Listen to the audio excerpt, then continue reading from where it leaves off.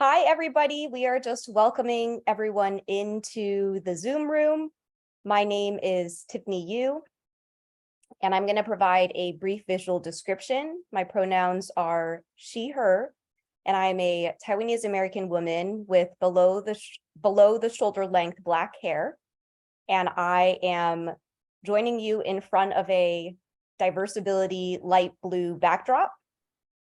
And right now we have a full screen shared of the event flyer that we are sharing as people come in. And as you come in, if you want to share where you are joining in from in the chat, you can do that as well. And if you work at a company, you can include that as well. And I will go ahead and describe this flyer and then stop sharing my screen.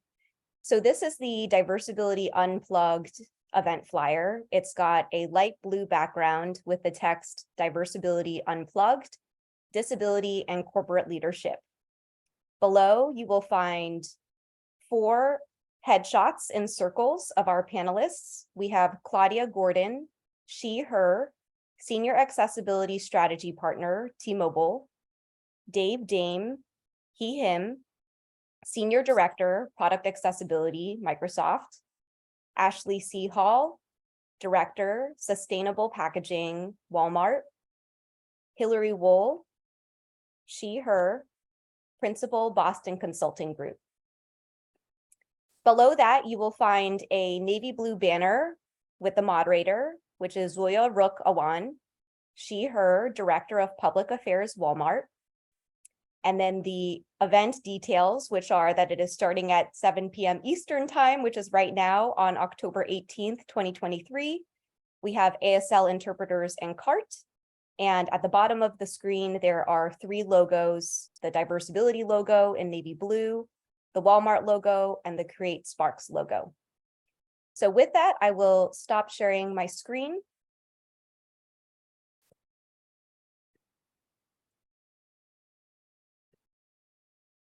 And to give you a brief overview of Diversability really quickly before I turn it over to Zoya, our moderator. Diversability is an award-winning community that is focused on advancing disability leadership, building disability power, and elevating disability pride. And we started this community because we found that in community, we realize how much more powerful we are, how much more empowered we can be. And so we've been really grateful to be able to build up our disability community to about 80,000 in our digital ecosystem. And with that, we are super excited to be co-hosting this event alongside our partners at Walmart. So I'll go ahead and turn it over to our moderator, Zoya, and I will be hanging out with all of you in the chat. Over to you, Zoya. Assalamu alaikum, mera naam Zoya hai. Peace be upon you all. My name is Zoya.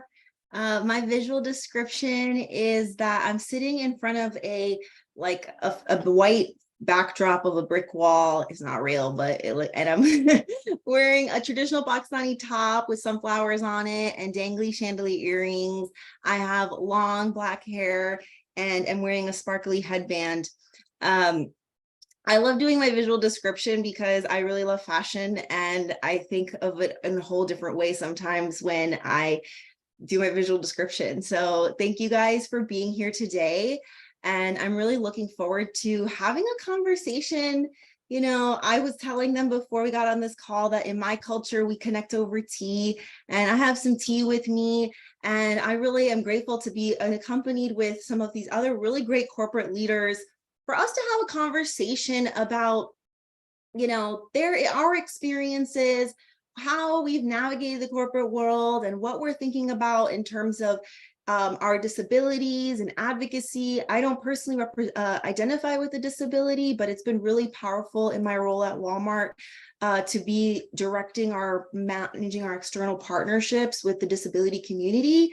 I also oversee our relationships with Indigenous communities and emerging generations, and really love to recognize the intersectionality of it all that is weaving into our experience. And I really hope that I continue to be able to use corporate, which is Walmart, to help in leading that charge. So for our lovely panelists, I am want to kick it over to my friend here, Mr. David Dame, who is looking really beautiful today, and to give an introduction. Tell us who you are. He works at, I'm kicking it over to you because before I worked at Walmart, I worked at Microsoft, and I have a connection to Microsoft. So please, David, can you tell us who you are and some of your story? So I'm a white, middle-aged, maybe more than middle-aged white male with glasses, black t-shirt, and I'm sitting in my home office. And I wish I was better looking than I was. So my name is Dave Dame. I'm the Senior Director of Product Accessibility at Microsoft. So I lead all the accessibility for devices and Windows across the platform. Ironically, I was not always in accessibility, and sadly, I almost say I purposely tried to avoid it throughout my career because I thought, how convenient is it for the guy in a power wheelchair to be chirping about accessibility? So I led many products to market, really grew my career from individual contributor all the way to leadership, which was quite a journey at 53, because when I was born in 1971, my parents were told, Dave may not live past 12. Dave may not be able to speak clearly, if at all. And even if he does, don't expect much, because there's not much that someone like Dave with cerebral palsy can do in this world. And sadly, they actually suggested to my parents that they put me in an institution. Now that sounds harsh, but if you think about the 1970s, it was before accessibility rights existed. But there couldn't have been any better time in history. There was this new thing called technology that was going to give me a vehicle to move on. My parents were very blue collar, so they weren't visionaries, but they knew what hard work was. And they would give me support and even kind of give me a kick when I needed it, when I was kind of, floundering.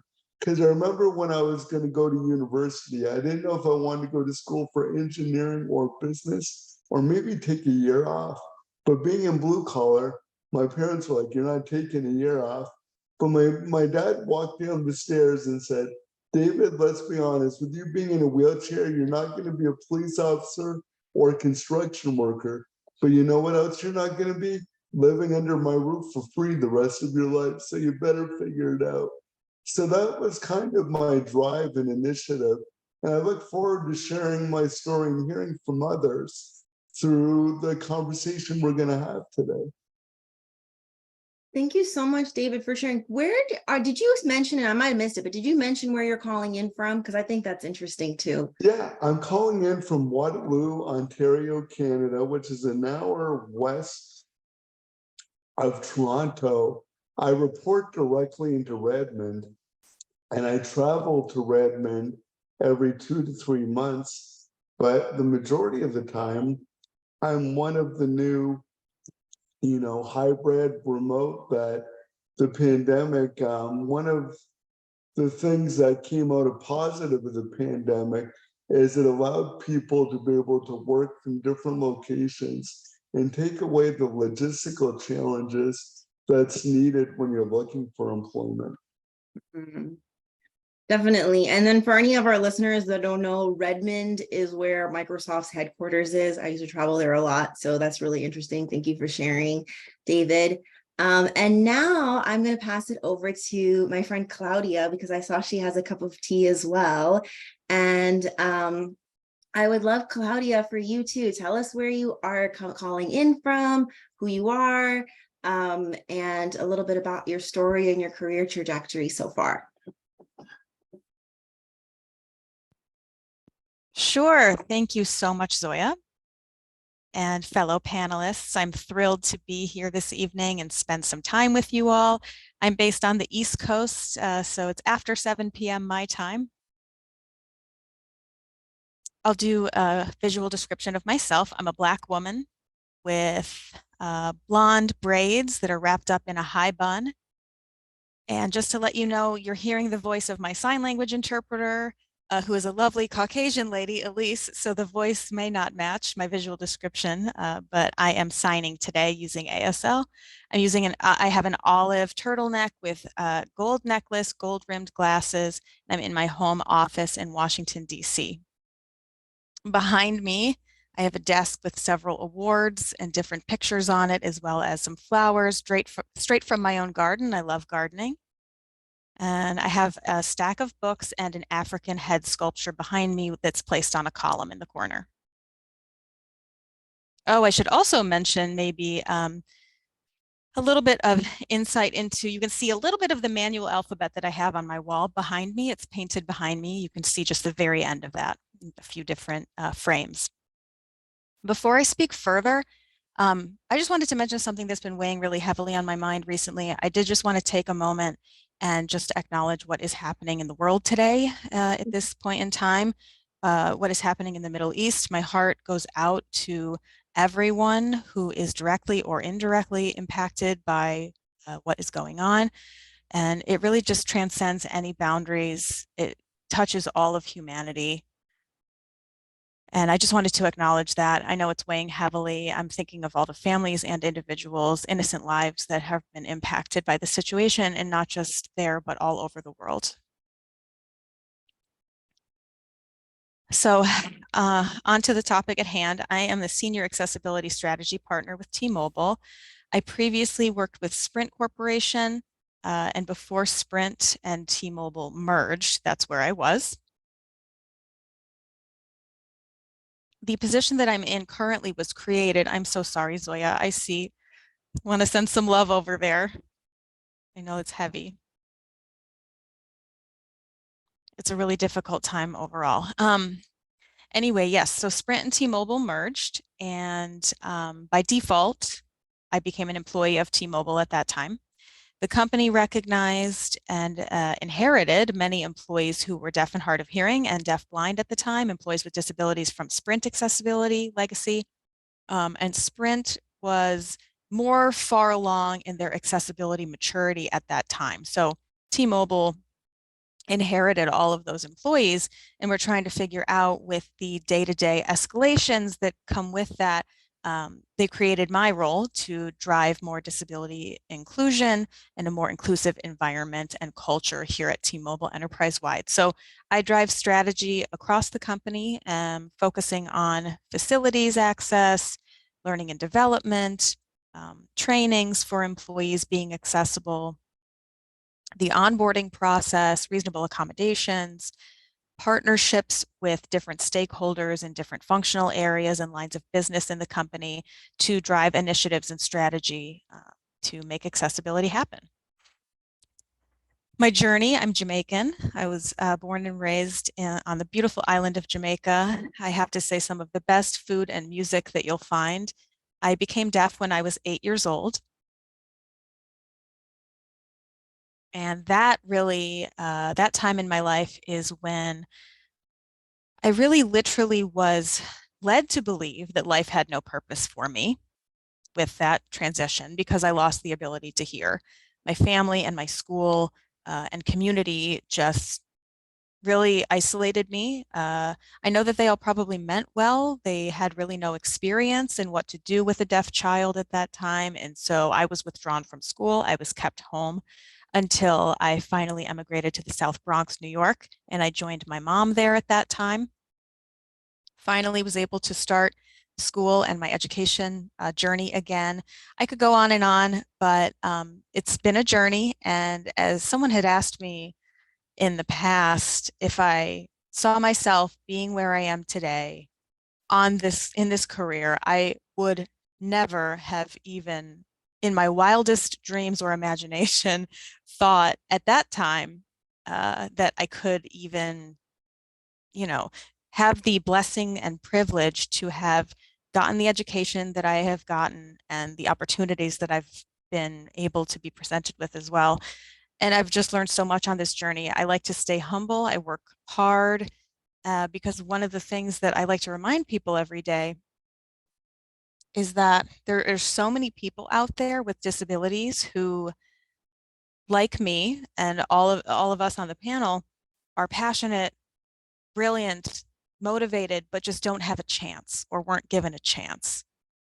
So give us a chance. Give us a chance to succeed or fail based on our work ethic and the scope of what we can dream. So I'm living proof that every individual with mentorship, with management, with friends who has anyone who's either given me a chance or looked at me and taken a chance on me, I would say have not been disappointed.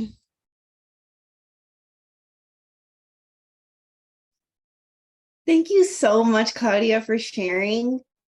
And I just want to take a moment to appreciate you because, we literally learn from each other, and you just taught me such a precious lesson that in how I want to lead and lead. The situation that's going on in the world. And as I was thinking about moderating today's panel, and as I'm continuing to show up in my roles, it's been hard. And I was thinking, like, I want to acknowledge it, but how do I acknowledge it? Should I? And then I got into it and I just forgot. And right as you were speaking, I had this thought to myself, like, man, I didn't acknowledge, because my heart is with that realization that it's tough for us to all still show up and do these roles and carry all this stuff, but we have to continue this going. And so I just want to honor you and appreciate that lesson that you taught me, and for filling that in, right? Because we're doing this together. And I really appreciated just feeling seen and held in that moment. So thank you. Ashley, I would like to pass it to you. Ashley is my colleague at Walmart, who I am just recently getting a chance to get to know. We are so big at Walmart that oftentimes, there's just amazing people working within, but it's been really wonderful to kind of start to get to know her and her story and find ways that we can work together. But Ashley, I'm going to turn it to you. Please tell us who you are. Thank you so much. So as a visual description, I am a 40-year-old woman with short hair, funky glasses, wearing a black top and a silver shawl. I've got lots of books behind me, all rainbow color organized. Though I will say my favorite series, I don't color organize, they stay together. I'm also joined with us by my medical alert dog in training. Her name is Maggie. She's a 5-month-old Pomeranian who hopefully will not bark during this meeting. And I've been with Walmart for 9 years. I am based in Northwest Arkansas. I live about 30 minutes away, 20 minutes, there's no traffic, but I work 99% of the time right here out of my home because it's very hard for me to walk and stand and sit upright for any period of time, as well as I have difficulty staying awake. Before I get into my journey, I'll just say I have a husband who's Canadian. He grew up in Brantford, Ontario, home of Wayne Gretzky. I have 2 little boys, a 5 and a 2.5-year-old, who I hope don't make an appearance because they will just latch onto me and I won't be able to talk. They're out right now having dinner. And I am very passionate about the environment. And so I work on our packaging and plastic reduction initiatives for Walmart, but I've been working on sustainability issues, whether on safer chemistry or recycling or marine debris, for 18 years. So my story, back in 2020, I found right after the pandemic was announced, I found out I was pregnant with my 2nd child. It was a whoopsie pandemic baby. And at first I was scared, and then I got sick, and I got really sick. They thought it was just really bad morning sickness, but I went from 140 pounds to 115 pounds at full trimester, like 9 trimester, was unable to walk, was unable to stand. I had to have my husband literally help carry me to be able to use the restroom. And he used to cut up inch pieces of hard-boiled eggs and gummy vitamins for me to try to chew to keep food down, because I literally couldn't keep anything in my system. The doctors had no idea what was going on, but they hoped that when I gave birth to my youngest, his name's Raphael, which means God heals, that I would be better. But unfortunately, that was not the case. In fact, 3 weeks after the fact, I went to the ER and complained of the same symptoms. They said I was simply dehydrated and sent me back home. My husband, God bless him, said, "You're seriously ill and I don't know what to do." He thought I was having a mental breakdown and was looking to have me committed in a facility 3 hours away in Little Rock during a major snowstorm in Arkansas, which I'm originally from New Hampshire. Arkansas just doesn't have the equipment to handle snowstorms. So my husband drove me down 3 hours while my in-laws watched our 3-week-old baby to have me then brought into the ER to get a COVID test before I ended up in this mental health facility. Well, it turns out I didn't leave the ER for 24 hours. I didn't go to the mental health facility. I went to the ICU for almost a week. And they ran a full gamut of tests. And only at the very end did they find out I had a very rare autoimmune condition called Addison's disease. In other words, primary adrenal insufficiency. That means my adrenal glands, the glands that are like the top hat of your kidneys, they create cortisol, the hormone that wakes you up in the morning, that keeps your heart pumping, that other hormones that keep your fluids retaining in your body. None of those were working. It was dead. My kidneys were failing. I was in sepsis. And thankfully, they were able to find this before I passed away. I was about 48 hours away from death. It is a disease that oftentimes people die from before they are found to have it. And for some people with autoimmune diseases, and Addison's is unfortunately just one of many that I have, they take some medicine and they're okay. But for other people with autoimmune diseases, it debilitates them. I have many days, the majority of days, where I need to walk with a cane, where again, I have to rest for at least an hour and a half during the middle of the workday. Not because I want to take a nap, but because I literally cannot keep my eyes open. Some days I need a mobilized wheelchair with a headrest because I can't, it's too heavy to keep my head up. And, through all of this, Walmart, during the pandemic, I was just laying in bed working on meetings. In fact, because I'm on a reclining workstation, I'll show you, I would just keep getting lower and lower in my bed, typing, and thinner as I was losing weight. And finally, my boss said, for like 3 or 4 months before I gave birth, said, "We want you to take short-term disability because it's clear you need to rest and things are not going well." And they were proactively supportive. At that point, I was so sick, I was just kind of running on autopilot. They said, no, like, you need help. We want to help get you help. My chief sustainability officer started putting in calls to get me help. I mean, it was just amazing, the impact. I can be a rambler, Zoya, so I'm going to pause there. You're a great but- storyteller, and we have some great storytellers on this call, and it's really fun to like appreciate just learn more details about how you work through something. 'Cause I'm learning so much as well, and getting a window into everyone's world. Like when Claudia gave her backdrop, it was very interesting, and yours too. So thank you for sharing that. And a quick story because I told you, me and Ashley just recently got connected. I'm always all crazy going between a lot of different calls and still continue to learn how to navigate that. But me and her needed to just have a quick chat when I was inviting her to do this. And her calendar, I was looking at it, and it's like I booked a time. It was like, my calendar is available, and I booked a time for us to meet. And she responded and she said, "Oh, Zoya, that's during my rest time. Can we please schedule it later?" And then when I looked at the calendar again, I noticed that she had it blocked off for rest, but it was so unique that like just the way I saw it, it's like I didn't even see it, and I think that that's also the important, or acknowledge it, or maybe ask or wonder more about it to see. It was just like I scheduled right over it. And again, it was a learning opportunity for me too. And how we think about also making that experience more accessible to non-disabled people or people who don't have those kinds of things.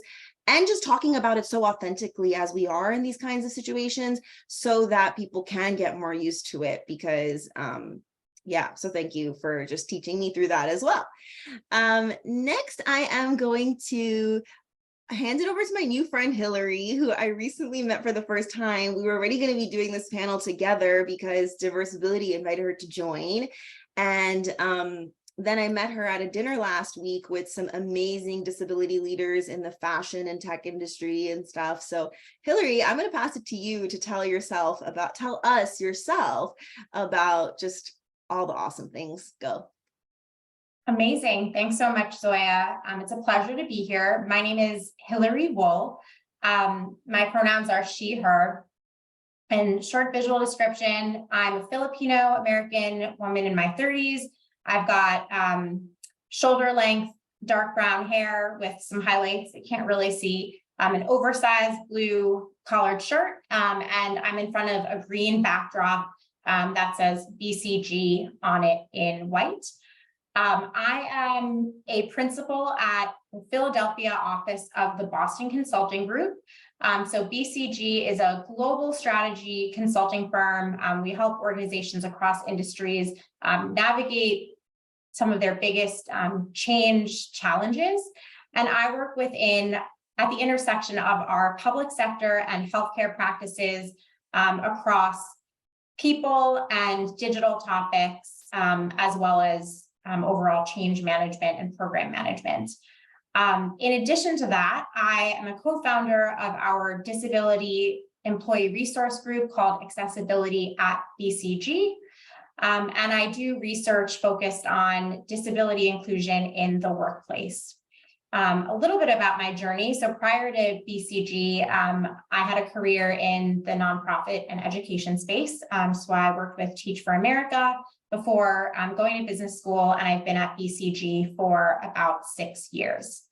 A little bit about my disability journey. So I have throughout my career been involved in diversity, equity, and inclusion related work, usually not like the core part of my role, but always something that I've kind of juggled and has meant a lot to me as part of my broader purpose in my career. And it really wasn't until about 5 years ago when I acquired a disability that the A in DEIA, right, the A for accessibility, thinking about disability inclusion really became a core part of my identity and my purpose. So about a year into my experience at BCG, I acquired a few progressive conditions after an infection. So I have a whole alphabet soup of things that I'm pretty open about. Ankylosing spondylitis, it was also an autoimmune disease, Ehlers-Danlos syndrome, and POTS, which is an autonomic nervous system condition. So I think that in that experience, both really challenging from a medical perspective, but then having a disability that increasingly became more visible over time. So as I started using crutches, and then eventually kind of a mix of crutches and a wheelchair whenever I'm really outside of my house, that's just definitely like a part of me that people see. And I think I have really embraced just wanting to, write my own narrative and story about that experience, rather than kind of allowing the perceptions of others to define that.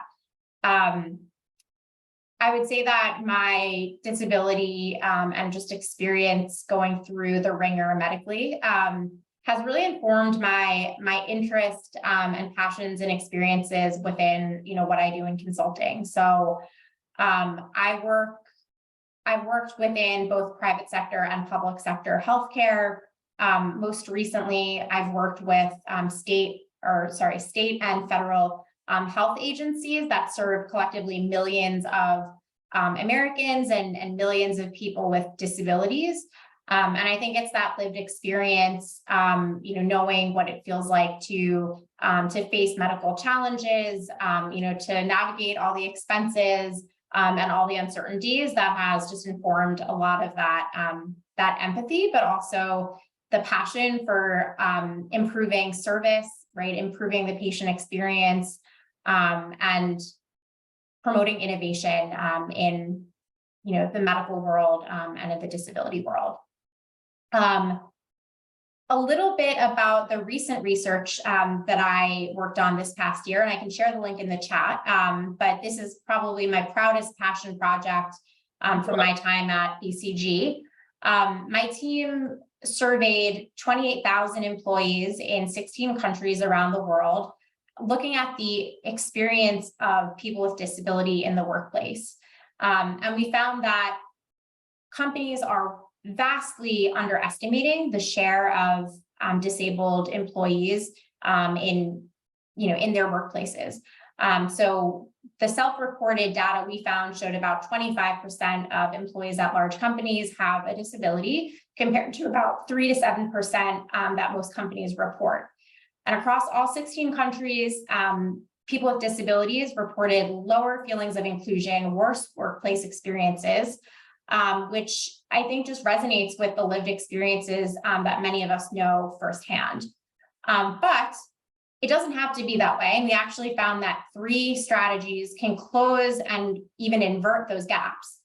So when companies invest in what we call an employee-centric ecosystem, providing mentoring opportunities, and implementing reasonable accommodations, we see that people with disabilities can have just as great of an experience as their non-disabled colleagues.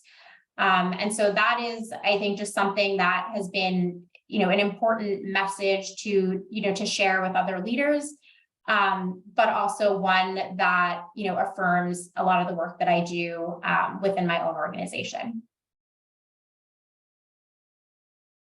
That's really amazing. Did you tell us where you're calling in from? I did not. So I am calling in from Philadelphia. It is not always sunny. It is dark right now in Philly. And yeah, to conclude with like a couple of fun facts. So I also do love gardening, Claudia, organic gardening, love it in my heart. And I really love paratriathlon as well. That's amazing. And she's got a lot more that she's not sharing right now, but we're gonna learn and get to that because we all do, which is fun and exciting as we learn. Okay, so I also just want to acknowledge, just in the spirit of our concluding everyone on our screen, we have 2 ASL interpreters, and thank you for doing your roles and parts so that we can all be included. Thank you. I'm going to pass it to you, David, with a question now. And then this is going to be like, let's do a little bit more conversational, and feel free to the rest of the panelists to chime in as it flows. But I will also pass it around. David, can you and I know we talked a little bit about this already, but I think there's many more examples of a certain challenge that you faced as you've been navigating this corporate world, but also just your career journey and how you've overcome it, and how are you sort of trying to educate around it, and what's your advice, kind of thing. That's a big question, but go for You it. gave me a bunch to Tell us unpack. everything. You gave me a bunch to unpack here, so I'll do my best. You can call me Dave. I'm only David when I'm in trouble or I upset my wife or something. So feel free to call me Dave, because when I hear David, I'm like, what did I do? Good to And know, it's but it almost- says that on your name tag, so I that's know. I need to update that. One of the biggest challenges I found in my career, because I didn't share with you my whole career, I was a senior vice president at one point before I joined Microsoft. But the real challenge I found was when I was transitioning from individual contributor to manager.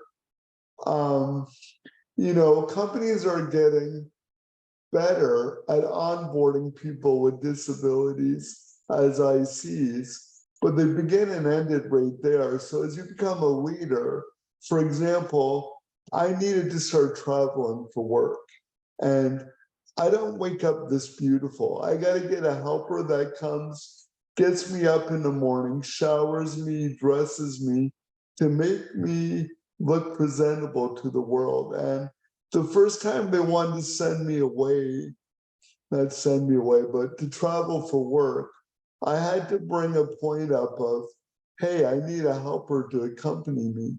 And they're like, well, we don't have a policy for that. I'm like, well, if you need me to travel, this is what I need to travel.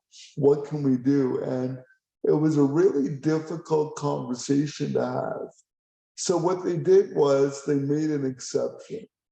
And I'm like, why are we calling it an exception? It's something that's needed. So how it worked was when my helper would travel with me, I would pay them, they'd give me an invoice to expense it. And every time it was listed as an exception. The one time, my one support worker submitted an invoice and they called it escort services. So you can imagine when I submitted that, I got a call from accounts payable that said, David, we don't usually pay for those kind of accommodations. And I had two questions. One, when do you usually pay for those accommodations? Because I haven't gotten that so far. But two, why is this not a policy where some person that was new to accounts payable didn't know that this was my arrangement that I needed? So that told me that I'm always going to have two jobs through my career. As somebody with a disability, I'll have the job of doing the job that I get paid for, whether it's a leader, product manager, but I'm always going to have a second job that I'm not going to get paid for, which is educating the organization on how to better support me so I can do the job that you're paying me to do, which is really scary, which is really exhausting because most people just have one job when they're at work during the day. But I'm sure all of us on the call can relate. We have those two jobs that we have to do. And it's not only advocating for ourselves, but it's advocating for the next person that's going to come after us, that's going to be in that position.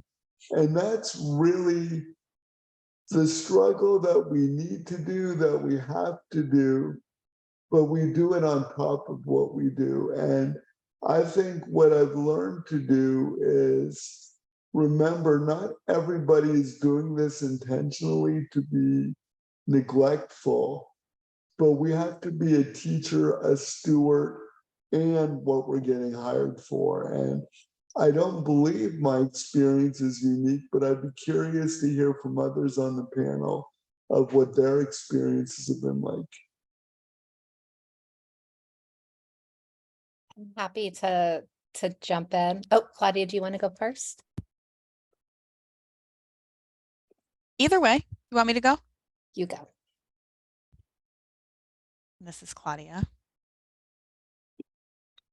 I want to build on what Dave had pointed out about individual contributor and then sometimes feeling maxed out there or not being able to advance any further.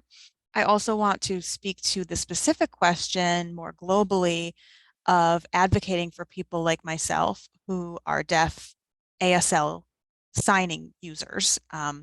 You know, the deaf and hard of hearing community is a spectrum, and we have some individuals who are on one end of the spectrum who speak English clearly. Maybe they use captioning, maybe they don't work with interpreters, some not at all, or they communicate using automated speech recognition or other methods. Then on the other end, you have people like me who really rely on ASL interpreters signing and voicing for effective communication. And that is what happens in my day-to-day. So I think that it's probably fair to say in my position, T-Mobile has a pretty excellent model. And I think that I have to give credit to my prior manager, Mike Ellis, formerly with Sprint, Legacy Sprint. He really started the Sprint accessibility team, I would say some 30 years ago now, after the ADA was passed. And Title IV of the ADA requires telecommunications relay services for the deaf and hard of hearing to be accessible. So Sprint back in the day was the first TRS provider. So naturally that team under Mike Ellis at the time and under his leadership, they hired a lot of deaf individuals, deaf-blind individuals, and hard of hearing people to join the team. Right now, I would say that we're at 50 plus. And so we have centralized interpreting services. We have staff interpreters, a manager who oversees the interpreting team. We also supplement that with external contractors who work with us, captioners, and then for deaf-blind, we provide tactile, pro-tactile interpreting, visual describers, And, you know, even if anyone here can point me to any other corporation who has the same type of model with over 50, at least mid-level deaf, hard of hearing, deafblind individuals in any corporation, I would love to hear about it. I think that we're very unique, and to be very transparent with all of you, we don't have the luxury to mask our disability as deaf people when it comes to communication. It's very clear, it's very visual. So it's something that I've noticed with peers who are like me, who work at other companies, and even in my current role, we do sometimes hit a glass ceiling when it comes to promotion. And a question that we have to ask ourselves in the deaf community is, if we didn't have someone like my old boss, who is deaf himself and who hired all of us to begin with, would T-Mobile or any other corporation based on merit actually bring us in, right? If that makes sense. So we have to really think about representation, breeding more representation. So I have to just be grateful to Mike for the fact that we have the privilege to work in the corporate world, and now grateful to T-Mobile for maintaining the team and keeping us on. The merger happened and there was a lot of transformation. There was a lot of reduction in force. Most of you have probably seen in the news recently about 5,000 layoffs at T-Mobile, which is public information. I'm proud to say today that all of us deaf and hard of hearing employees were retained. We're able to keep our job, which was a huge relief. But the challenge remains that other companies out there, if you're looking for career advancement, internal advancement, it's really hard. And I think that managers tend to want to do what is comfortable or what is familiar or what is easy. And something that my deaf peers talk about is that it's easier to accommodate the disability.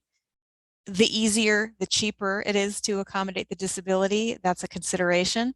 So I'm proud of the model that we have here at T-Mobile. And however, I know that the challenge exists elsewhere. And I'm just hoping that more and more corporations out there see the value that deaf and hard of hearing and deaf-blind professionals can bring to the workplace.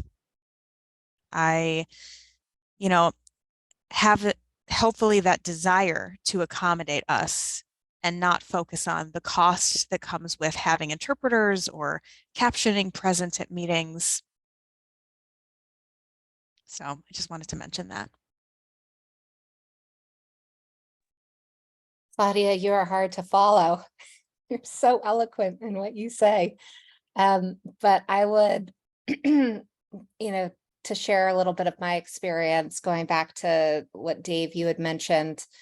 When I first came back to work after my diagnosis, I had the formal documentation to say I needed a reclining workstation, the ability to work remotely, flexible hours to allow for rest periods.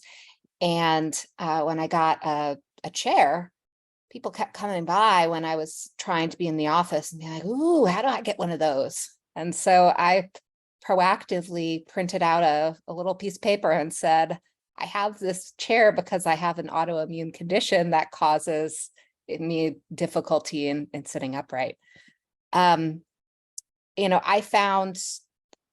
I tried to do what I used to do before I got sick, tried to work as much as I could in the office. And I realized that Walmart didn't have a place for me to rest during the day in the home office. We have mother's rooms, of course, for breastfeeding, but I would have to sleep at my desk if I needed to rest, and I would. And it was very uncomfortable. It was uncomfortable for me, trying to be literally vulnerable, laying on my back. It was uncomfortable for my colleagues who were trying to have calls with or have conversations with other people around. And I imagine it was uncomfortable for the people who were walking by, because I also had an aisle row. So people would just walk by and they'd probably see me, and I would personally freak out and be like, do people think I'm sleeping on the job? I mean, technically I am, but I have a reason for it. I know that we're working to try to find more corporate solutions, but my corporate sustainability team found an unused office made it a wellness room, put in a reclining chair, and invited not only myself, but anyone else the ability to use it if they needed time to not be in the work zone. And that was, that just meant a lot. Claudia, when, one thing that you said that really struck me was, in some ways, having a disability that is a bit more invisible is challenging in its own merits, because people don't think that I'm sick. They don't see it. And unless I have my Maggie dog with me, or my cane, or my wheelchair, but before I had Maggie with me, people had no idea, and they wouldn't understand what was going on, or why one day I'd need a wheelchair and one day I would need a cane and one day I would be fine. And so I started teaching people about this thing called spoon theory, which I'm not sure how many of you all are familiar with it, but for people who have severe pain or who have energy issues, the idea is, I don't have spoons on me. I should. My kitchen's like a stone's throw away, but I got pens, so I'm going to make it the pen theory for today. So, people with myself have energy issues. If you're healthy, you don't think about it. You've got energy, and sure, you're going to be tired, but you can usually make it through a work day. But if you have energy issues, some days you have 12 spoons, and a spoon can represent brushing your teeth, showering, driving to work. Could be, and some days you might have 4 spoons. Some days it might take 4 spoons just to get yourself to work.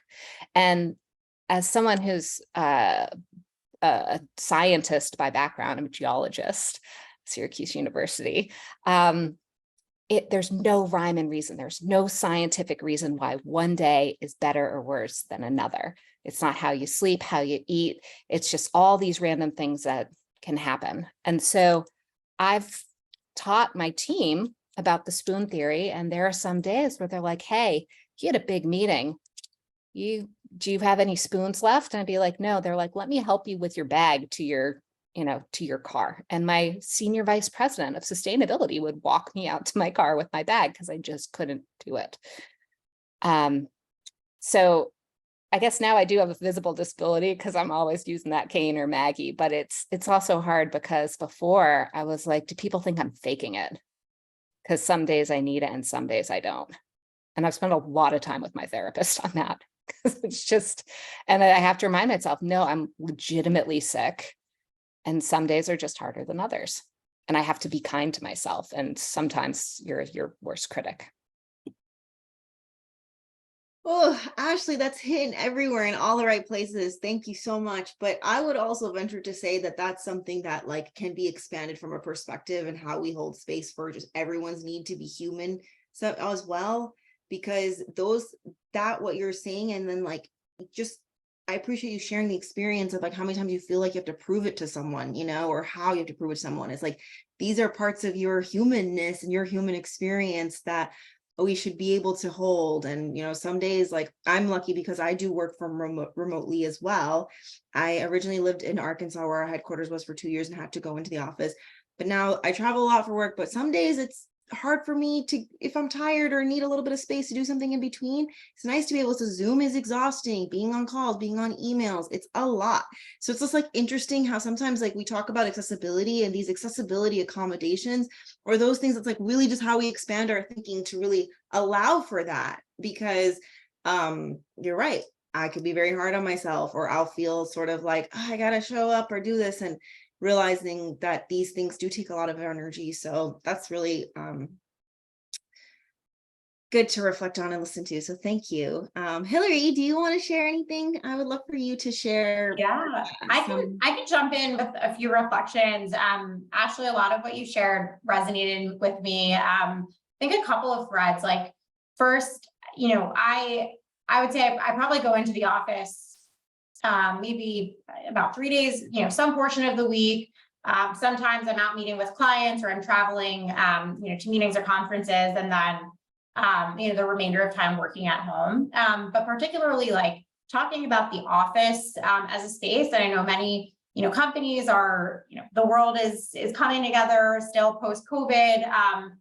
Various companies have different, policies about time in the office. But I think while, of course, reasonable accommodations are always going to be really important, they can be, I think, normalized and supported, and in some accommodations made like not necessary. That's not quite the word I'm looking for, but not required in the presence of really good universal design and accessible design for everyone.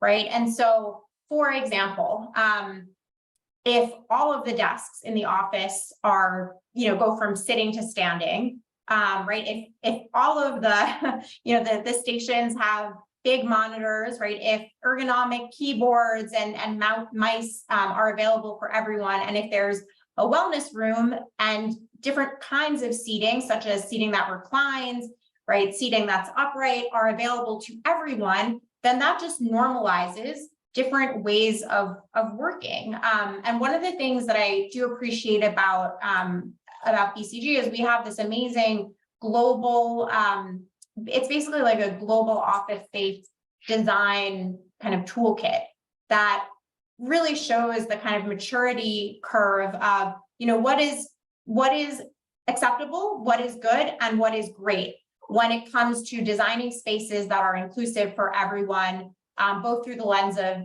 disability and other types of differences, other working styles. And so I think that that's really important. As a former human geography major, I think spaces, right, and how we create spaces are just really, really critical. And if something is normalized, like a wellness room, whether you are breastfeeding or whether, you're someone like me who has a chronic illness and sometimes needs to put my feet up, or, whether you're just not feeling well for a few hours, right? That is a space that benefits people for many reasons. And then I think the second thing that I would, mention, and David, maybe this resonates with you as well. I think throughout my experience with a disability over the past 5 years or so, I often reflect on how it's easier it's easier when you're a manager, right? The more senior you get, the more control in many cases you have over your schedule and, your location and things like that. Particularly in the field that I work in, management consulting, there can be a lot of travel, right? We serve clients. And so sometimes, that way of working can feel unpredictable. But I think it's really important to ensure that there are mechanisms in place, policies in place, and a culture in place to enable more junior people with disabilities to feel comfortable asking for what they need, to have flexibility, and to thrive, right? Because without successful people at the junior level who have disabilities, right, there's no pipeline for folks to move up. And I think while, a number of organizations have, decent disability representation overall, there are very few companies that have equal representation at the top of the organization as at the bottom of the organization. And so that's something that I'm particularly, passionate about. Dave, I see your hand up, so go ahead. Hillary, I think you're absolutely right. And I want to tie in a bit what Claudia said too. When I worked at my last company before Microsoft, I thought, wow, this was the greatest company ever. They asked me if I needed a support worker. They got my device with all my assistive tech. And I'm like, they did an awesome job. And then when I finally joined the ERG for people with disabilities, because if you remember, I used to avoid all that, but I joined it and I'm like, hey gang, wasn't it awesome the accommodations we get here? And they're like, we didn't get that. I realized it was my VP privilege that gave me all those accommodations without asking, because they were trying to poach me. So they gave me all that on my level, where I seen a lot of others weren't getting that. And that made me upset, that made me angry. And it really motivated me to join the accessibility field 2 years ago to be able to, like you said, how do I help more junior members? Because if I look at my career, if you look at my LinkedIn profile, being at Microsoft was the first time I was promoted. If you look at the rest of my career, the only way I could get promoted was I got really good and almost in some cases became a world expert. So another company would poach me into a higher position. So I didn't get it internally because I never got a sponsor. I never got a mentor. And what I think we have to do, and you nailed it, Hillary, is how do we have more junior members move up? Because it was only when I was on the senior leadership team that it was the first time they had exposure with people with disabilities like them. They might have had people in their organization, but they never worked directly with them. And getting representation, I was able to influence as a peer and not as an advocate because I was at that level. So how do we get juniors more promoted and move and get organizations to not be settled that they simply hire people with disabilities, but how do they grow people with disabilities? And I'll shut up because I notice Claudia's hand is up, and I always love hearing what she has to add.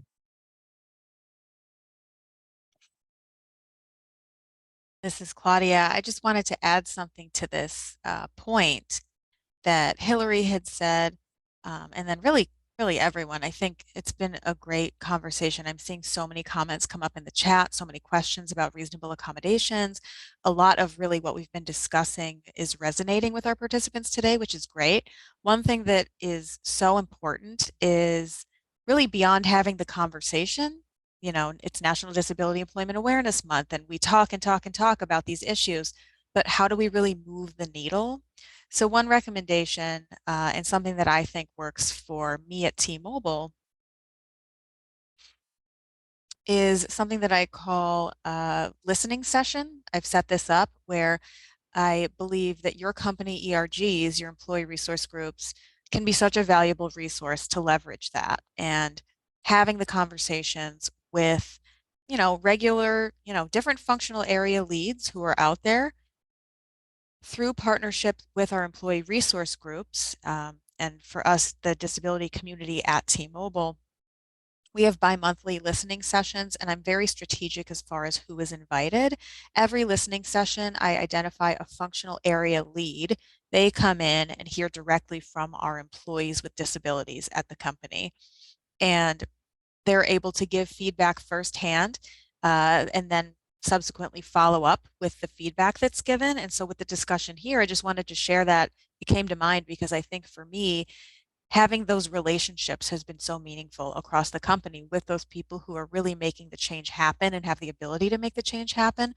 For example, I work very closely with our reasonable accommodations manager to overhaul our guide that we had. It was very legal in nature. It was written in a risk-averse way and not in an employee-centric tone. So her and I together were able to guide and evolve that document to really focus on the employee and make the tone less litigious, I suppose, and develop a robust relationship with our corporate real estate as well. Now we have just hired an accessible architect expert who's helped go above and beyond ADA basic requirements. So I just share that as some tips here for those who are listening today. Driving those conversations with people who are in positions to make change happen, even if you're the only person with a disability in your company, these outlets are available to you. And you can make change 1% at a time, having a ripple effect. Oh, thank you so much, Claudia. And yeah, I resonate with the one ripple at a time change, because there's a story that, there was this kid that was picking up starfish from the beach water and throwing him back into the ocean, right? And someone asked him, like, why are you doing that? There's so many starfish here. You're not going to be able to get them all. And he picked up one and he threw it back in the ocean. And he said, well, I made a difference for that one. And that is something, right? And I really appreciate that insight, because I think we got to just remember that in doing that, like every small thing we get, it just grows bigger and it's very impactful. So thank you. What was I going to ask? Oh, Dave kind of touched upon this a little bit, but I want to throw this to the rest of the panelists as well, like sponsorship and mentorship. And, you know, like even as we kind of navigate our career journeys, but also personally, what has your experience been with sponsored mentors, or finding them, getting them, or how have you sought them? What are your thoughts on that? Anyone? I'll start.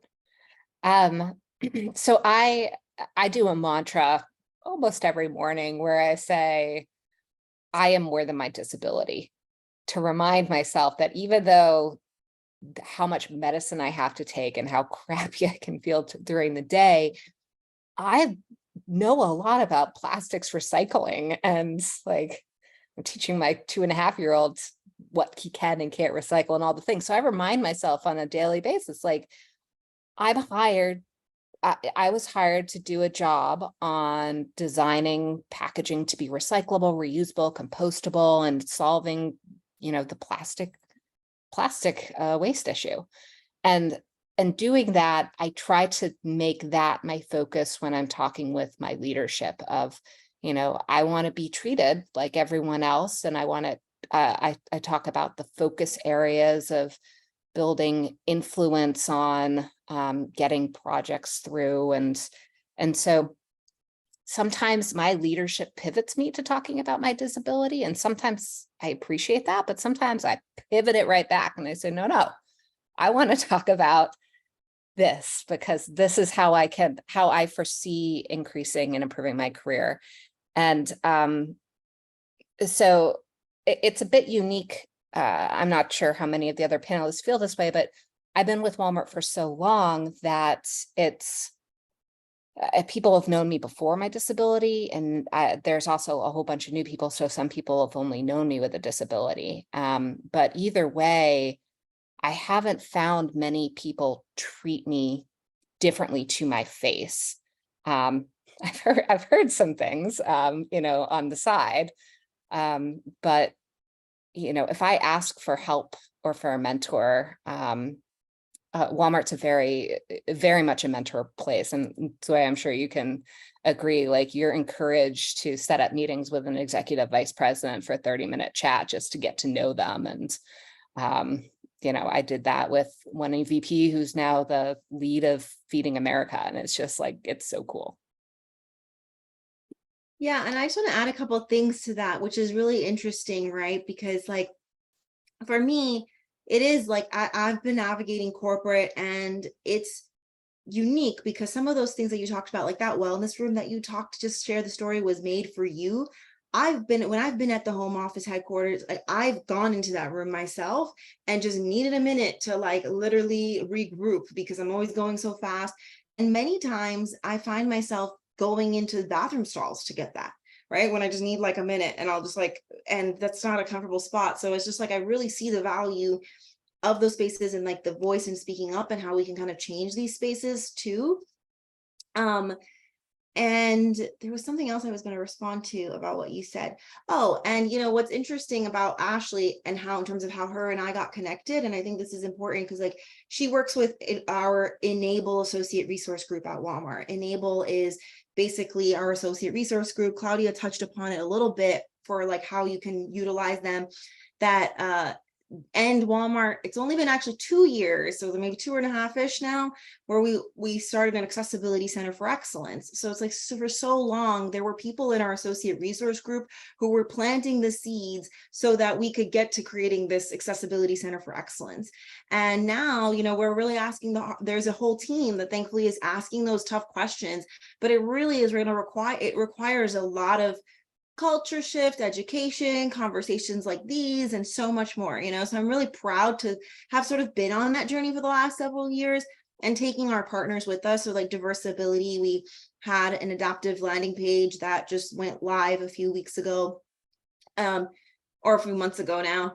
And you know, we were able to bring in some partners that we've been to tell us like, hey, what's good, this is what we're trying to do.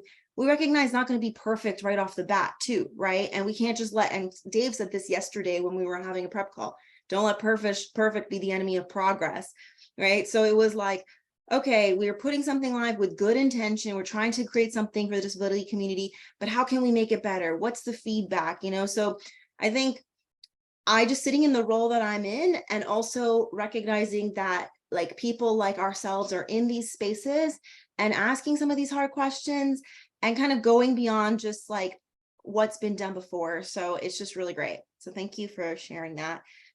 Hillary or Claudia? Yeah, Hillary, go ahead. Yeah, I can jump in. So it was about 4 years ago, almost to the day that I started the relationship that I have with my now mentor. This person is a very senior partner at BCG and had sent out a company, like basically a message to all of North America about National Disability Employment Awareness Month and his journey becoming an incomplete quad when he was a teenager, and his career path. And at the time, I was several months into using crutches, and I didn't know anyone else at the company who used a mobility device. And so I just like replied and didn't expect this person to respond. And he did respond with like a very kind message, and we got together with a few other people and essentially like started what is now an ERG that has 1,500 people globally. But thinking back to those early days when I thought that like my career, was over, even before I met him, there were a couple of folks who had less visible conditions who I could talk to in confidence, and who kind of gave me the support and like helped me, see the light and see the possibility. Since then, I think as I've increasingly gotten more senior, I've mentored tons of people, slightly more junior or much more junior than me. And I think overall as a company, we have a much more inclusive culture around normalizing and destigmatizing disability, chronic conditions, mental health. But I think having a mentor and a sponsor, having multiple mentors, a kitchen cabinet, of people, as I call it, is important. Both people who share your identity or share your identities, and those who don't and can act as, great allies and thought partners.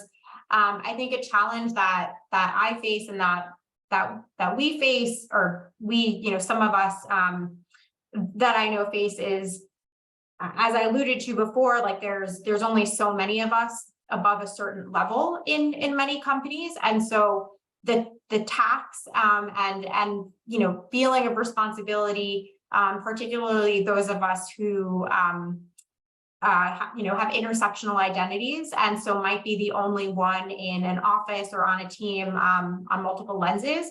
It can be a lot. It can be really time consuming. And I think something that I'm navigating now is, after having been kind of the face of disability inclusion, having written this big report and doing a little bit of a roadshow around it, is like, like I need to focus on some other aspects of my career, because like accessibility isn't even part of my job description. And so how do I both support, others in the organization while ensuring that I have the kind of expertise and the development needed to, continue to serve in that role. So I think it's challenging. It's not easy. And I just appreciate having these kind of, open and direct conversations with others. Claudia, go ahead. Yeah, and we're going to move it to Claudia. I would love for you to respond, and then I want to then switch to some Q&A because there's a lot of action in the chat. So give them some to hear from the audience a bit. But yeah, please go ahead. I'll be brief. This is Claudia. I love, Hillary, when you said kitchen cabinet. I think I use the same approach. I have tons of people around me, mentors. I call them mentors, but really a lot of them are not even within the company, really all of them, if I'm being honest. So it's kind of a unique privilege of being a part of the disability movement from when I was young. So I am very well connected with a lot of people in the disability community just by that nature. And to be honest with you, from where I sit today in the company, I am in a lonely place. I'm very blessed to have people outside of the company in the disability community that I can call on and connect with when needed or as needed, because they understand me and they understand the struggle that we share and we have that commonality. So I love that kitchen cabinet analogy. I think all of us need that kitchen cabinet kind of arsenal ready where we can have an array of people to connect with and be able to confide in and lean on and trust as things arise, because this role, like mine and all of yours, can be very lonely. And oftentimes we do find ourselves as the only one, as the person on our team who's doing this type of work. It's hard to find people that we can really relate to. Even working in person as a deaf individual, we all know cultural norms are people, and like I said earlier, it's typically what makes people the most comfortable and how they're going to engage and have that rapport and social interaction. It's what they're going to go to when they're most comfortable, so that can be limiting as well. The last thing that I want to put out there is that I have gone through a leadership development program that was offered by my company, and to be honest with you, I always see ableism creep in to those programs. It's not designed with us in mind, and it can be very triggering to be in a program such as this that is supposed to be about DE&I, purports to be about DE&I, and still feeling excluded. So being very mindful when I sign up for things that I feel like could possibly trigger me. But T-Mobile now is at a point where we're able to develop leaders in programs specifically for our employees with disabilities. The Employee Resource Group, our ERG, I think that that would be phenomenal to have these continually designed with that expertise in mind and what is going to be most beneficial for those community members, and not just pulled into a mainstream program, quote unquote, that never really thought of us in the front end of designing the program. And they may use words that could trigger, such as blind spot. It's like, no, don't use these words. This is ableist language. So just designing programs where hopefully in 2024 is the goal for seeing more of that happen. Thank you, Claudia. Always so insightful and eloquent. So we have over 13 questions in the Q&A. We're probably not going to get to all of them, and we appreciate everybody's, we'll find ways to Diversibility will share with us afterwards, and we'll try to, continue this conversation beyond. But for now, I'm going to ask Tiffany to send me a question so that I can put it out to you guys. And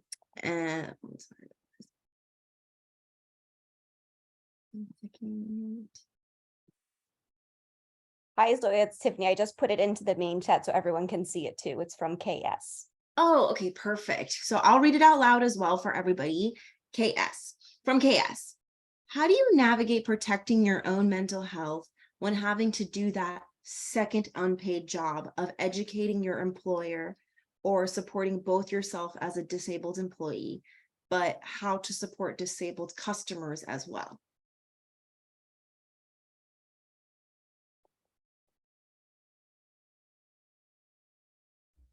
Gardening, right? I would say this is Claudia, I do things that keep me centered. It can be really tough. Just to be totally honest, it's a great question. I would say finding a balance somehow, when you need to just take a personal time out for your mental well-being.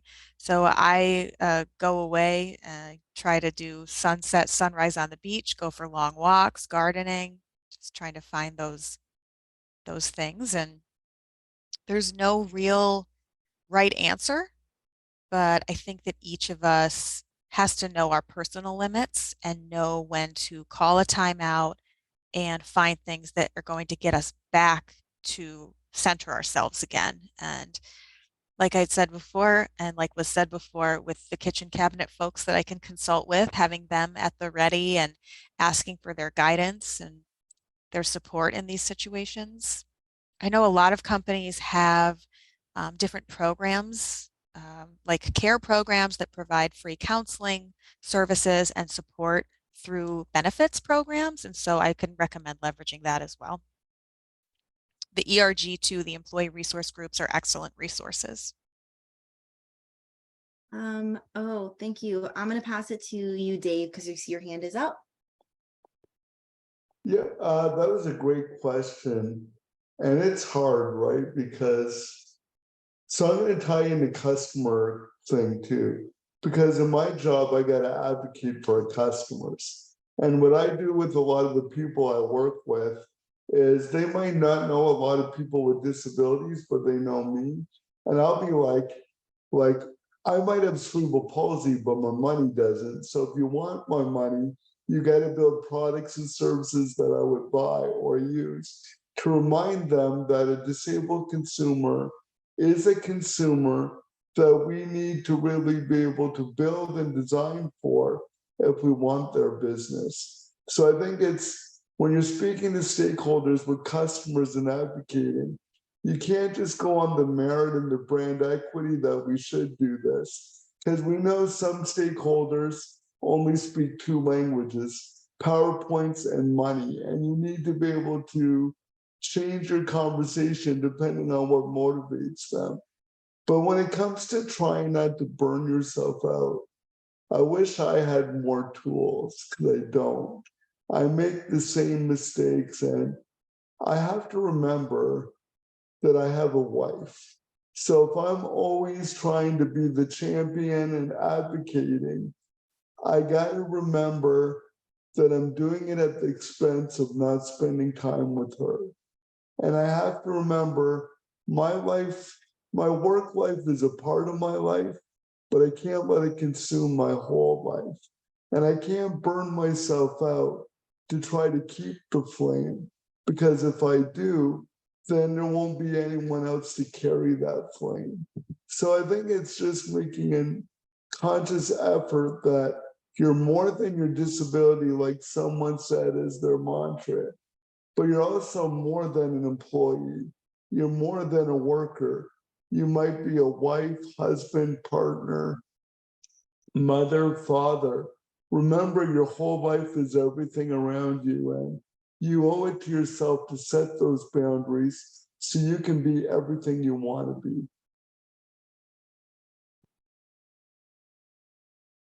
Thank you for that reminder, Dave. I really appreciate it. Ashley?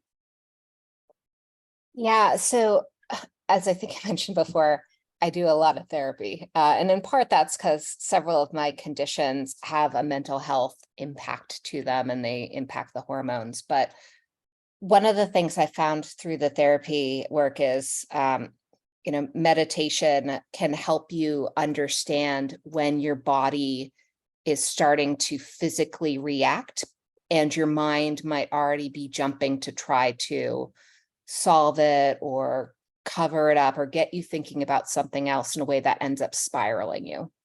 And so doing even just 5 minutes of meditation to understand, is my heart rate picking up? Am I not breathing anymore? Can help signal me to say, okay, am I starting to have some negative thoughts here? Because I get, again, really hard on myself when I need to take breaks, because it's sometimes I need to take multiple breaks in a day and I just start beating myself up. And I have to pause and say, I'm beating myself up because I'm actually, that I think that's going to try to help me in my psychic, but instead I'm scared. I'm scared that I'm not doing my job well enough. I'm scared I might lose my job because I need these times to rest. And I'm sad that there's nothing I can do about it. And figuring out what those core emotions that you have are can actually make you feel better pretty quickly. But it takes a lot of practice to be able to do that. That and chocolate. Chocolate's really helpful if I'm having a bad day, or puppy love. So what I'm hearing is, find pieces of your joy. I think we all can hear that, and how we ground ourselves in that is very valuable. So thank you for some tidbits of you guys, and just remembering the bigger picture of it all, right? So I'm going to ask the next question. This is a question by Lynn Lee. Traditional career projection is still highly dependent on in-person networking events. What advice or suggestions do the panel have to address this accessibility issue? Anyone? It's a good one. In the pandemic, they had some events where you could do 2-minute random connects. So you would be video connected with someone else randomly for 2 minutes, but that went away when the pandemic stopped and people started to interact again. I wish there was a way to do that. This is interesting because, and Lynn Lee, you might be like helping us, giving us an insight here, because I was thinking to myself that I haven't moderated, and like Tiffany, said that Diversability has done most of the events virtually. And while I've been moderating this panel, I was like, wow, I haven't done a virtual moderation or event like this for a long time since we've gone back in person. And it's interesting because it's a very different experience. And like I said, the way we're getting into your world, and it's accessible and people from all over. And maybe we need to kind of revive that sort of networking opportunities and how we create them virtually, so that, again, it's accessible and inclusive. So that's thank you for that question, Lindley. Okay, let's see. Next question. I think David had Dave, pardon me. Oh yeah, had a sorry, I didn't response. see that. Go ahead, Dave. I wanted to touch David. you're right. When the pandemic ended, everything went back to in person. And if we can say anything, the one good thing about the pandemic was it forced people that never had to be challenged with a disability to now have a mismatch in their environment, because they couldn't go to work like before. They couldn't grocery shop or bank like they did before. So for the first time in their lives, they had to be open to remote work, using video offices, doing things differently. And I believe what came out during it was a newfound empathy of having to learn different ways to do things, as well as doing the things you're responsible for. And now I think when we talk about the networking thing, I think it's sad that a lot of us have lost that empathy, or not us, we still have it. But people that don't have a disability lost the empathy of when you can't travel or be around others like you used to, and to be able to use remote. So I think we have to try to remind the world that the same empathy that brought up these new ways to meet remotely and network, and that we can't go away from it just because it's better for most, because it's still not better for everyone else. Thank you for that reminder as well. Okay, the next question is by iDesign. Does your business support, promote, purchase from other business suppliers that employ people with disabilities, or create products that benefit the disability community? And what influences your decision to work with these other businesses and suppliers? I can start with this one on behalf of Walmart. We do have an entire supplier diversity team, and we have some partners, and even with Diversability, we're continuing to find ways that we can bring all diverse-owned businesses into the Walmart ecosystem, and of course also disabled-owned businesses. And part of what you talked about is like what influenced our decision to work with them. I mean, Walmart is a really big company, so you have to be kind of Walmart ready at a certain scale and scope to be able to do that. And that's not to say that sometimes there can't be like other options like on our marketplace and things like that. And we as Walmart are continuing to find more ways to empower businesses that are beyond just like the typical come into our ecosystem as a supplier. So, and we'll also continue to find ways to bring that into the community as well. Anyone else have anything on that? Okay. I'm going to do one more question and then I'm going to do a last wrap up round with everybody for this because we're almost at time.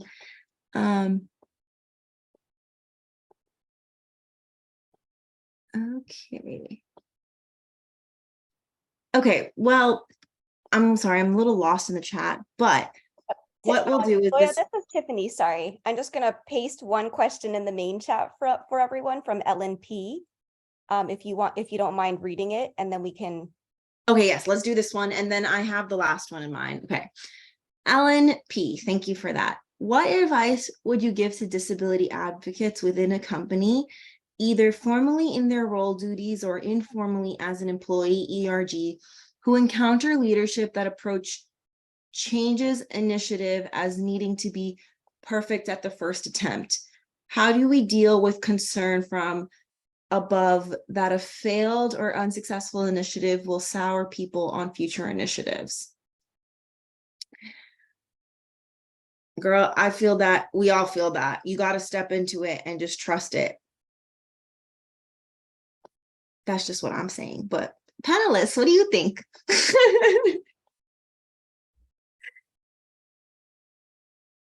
Go ahead, Claudia. This is Claudia. The last part of the question, I just wanted to clarify. I know we don't have a lot of time left, but I think that all of us with disabilities, without disabilities, are allowed to succeed or fail. You know, I think without failure, we would really never know what's possible. And so I wouldn't allow perfection to become the enemy of progress, as was said earlier. I think that it's really important for us to ensure that we're impressing upon our leaders that it's not enough to hire one disabled person and then you're done. Disability inclusion and access is many functionalities that require subject matter experts to be embedded throughout. Often a lot of companies in different functional areas might have like one, or if they're lucky, two people in there. But you know, those individuals are covering a vast spectrum of accessibility, architectural design, and corporate, supplier diversity, as was mentioned, talking about reasonable accommodations, digital accessibility, which is a huge thing in itself. Each of those functional areas is different and it requires its own specialties, certifications, training. So leaning on us to continually have to convince and really impress upon the companies that we work at that we need more than 1, 2, 3 individuals doing this vast body of work. Go And ahead, this is- Ashley. Yeah. I think back to the story I shared about the wellness room and how it wasn't a formal thing and it was just something that my team did. And Zoya, you saying that you used it. There's so many examples of innovations, and what comes to mind are product innovations. This hashtag I work for Walmart, but like things like the apple peeler that originally was just all metal. And then if I'm recalling correctly, like someone who had a disability improved the apple peeler to be more form functional. And it wasn't just for the person with the disability, it worked for everyone. And so I think, the way I typically try to get things done is I say, what's the harm in trying something and seeing the value, trying to pitch the value for everyone? Because oftentimes with belonging, it helps, everyone out. And so it becomes a win-win. Amazing. Okay, so we're 1 minute to time, but we can hopefully do a rapid round. One of the things I think we have these like little and Ashley talked about mantras, right? So as we do in close up, I would love to ask you, some of this work is very heavy. We're doing a lot of things. I would like to do a rapid round and for each panelist, and I will start to share what their why is in 1 word or 2 or 3, and what your mantra that of advice you want to leave everyone with. And for me, I'm going to say that my why is love and God. And my mantra that I want to leave you all with in advice is always do your best. I'm going to kick it to Hillary. Awesome. Thanks so much. I think my why is really around equity. I think that informs a lot of the work that I've done throughout my career. And maybe this isn't inspirational, but I went to the pool this morning. So my mantra is just keep swimming. Things get really tough when you're navigating like a high-powered career with disability in the mix, but I tell myself to just keep swimming. I love it. Claudia? Just keep swimming, guys. Doesn't Dory like Finding Nemo? Just keep swimming, just keep swimming. Go ahead, Claudia.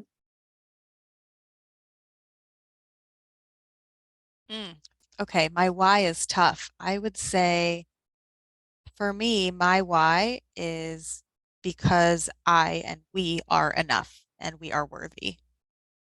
Kind of as simple as that. I think everything is possible and continue to do the work. Doing that is going to help drive us from possibility to action. Without action, we cannot achieve what's possible. And hopefully from today's conversation, I know I've learned so much from all of you. Hopefully the participants likewise can leave with that spark to act in a specific way where we can continue to collectively move the needle because we are enough and we are worthy.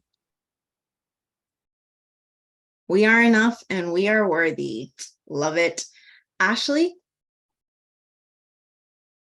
My why is for building off Hillary's statistic from the beginning, all those people who don't feel like they can raise their hand and say, I have a disability. I read somewhere that 30% of only 30% of people with disabilities communicate it. And so, how can, and I guess it goes to my mantra of how can I help use my voice to make others, feel comfortable. Use your voice. Dave? My why is simply I want to help people achieve more. If they have a disability, how do I help them achieve more? That's what my why is. And my mantra is, because I think all of us can relate, when we couldn't imagine we are where we are today. Even if we're all at different places, I bet you none of us thought we might be pursuing jobs, have jobs, or have great careers. So I want to leave you with this. If you can imagine a different world, then you'll have a different world available to you.